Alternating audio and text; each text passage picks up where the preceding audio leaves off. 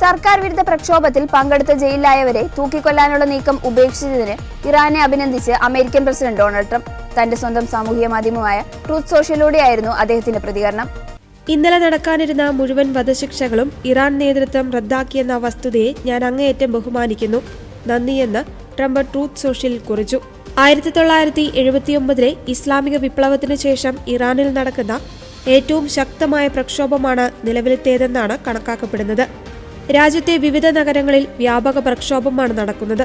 December 28-ന് പ്രക്ഷോഭം ആരംഭിച്ചതിന് പിന്നാലെ 2000-ലധികം പേർക്ക് ജീവൻ നഷ്ടപ്പെട്ടിട്ടുണ്ടെന്നാണ് അധികൃതരുടെ ഭാഷ്യം. എന്നാൽ 3500-ലധികം പേർ കൊല്ലപ്പെട്ടിട്ടുണ്ടെന്നാണ് മനുഷ്യാവകാശ സംഘടനകൾ പറയുന്നത്.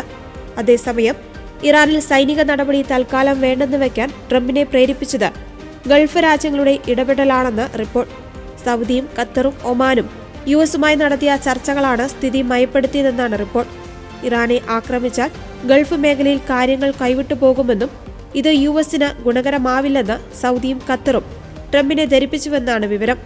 അതിനിടെ ഇറാൻ പ്രസിഡന്റ് മസൂദ് പെസഷ്കിയാനുമായും ഇസ്രായേൽ പ്രധാനമന്ത്രി ബെഞ്ചമിൻ നെതന്യാഹുവുമായും റഷ്യൻ പ്രസിഡന്റ് വ്ളാഡിമിർ പുടിനുമായും ഫോണിൽ സംസാരിച്ചു.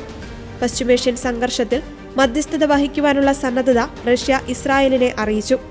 ഇറാൻ വിഷയം ചർച്ച ചെയ്യുവാൻ ഇസ്രായേൽ ചാരസംഘടനയായ മൊസാദിന്റെ മേധാവി ഡേവിഡ് ബെർണിയ യുഎസിലെത്തിയതായി റിപ്പോർട്ടുണ്ട്. അതേസമയം ഇന്ത്യയുമായി കൂടുതൽ അടുത്ത ബന്ധം സ്ഥാപിക്കുവാൻ ജനാധിപത്യ ഇറാൻ ശ്രമിക്കുമെന്ന് നാടുകടത്തപ്പെട്ട ഇറാൻ രാജകുടുംബാംഗം റിസ പഹ്ലവി പറഞ്ഞു. ആഗോള വെല്ലുവിളികൾക്ക് കൂടുതൽ ആഴത്തിലുള്ള രാജ്യാന്തര സഹകരണം ആവശ്യമാണെന്നും അവ പരിഹരിക്കപ്പെടുന്നതിൽ ഇന്ത്യക്ക് പ്രാധാന്യമുണ്ടെന്നും പഹ്ലവി പറഞ്ഞു.